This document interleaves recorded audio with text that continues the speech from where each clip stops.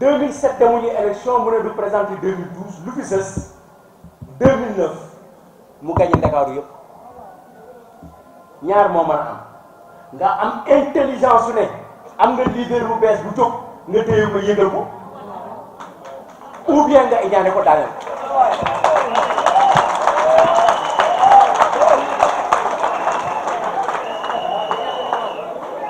alors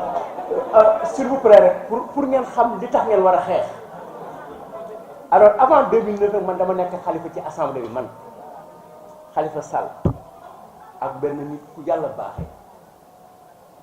ku am yar ku am teggin tey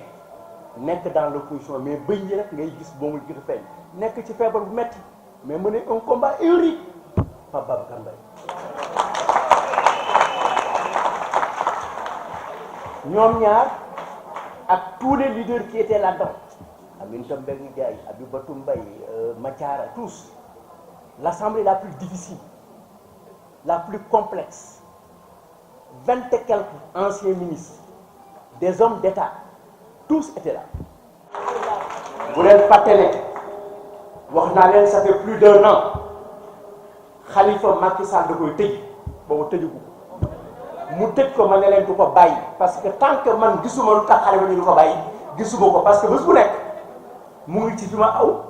du ma jóge ci li ma def assuré naa ko jëluma alalu jàmbur te du ma trahir suma parti c'est la raison fondamentale. La bataille ne peut plus wax naa ko démb ci ne peut plus être une bataille verbale elle ne peut plus être une bataille de droit mais nag il faut nga wax sa droit ba pare soo ko def li ngay def sunu góor gi baax ni dégg naa ñu nekk li ko nee na dinaa téye sama yëf ba nit bu ñëwee bëgg a indi histoire pour yàq sama yëf ma am fulla yu denc sama yëf teg ci nag ne kenn du maslaa ba ñu maasale la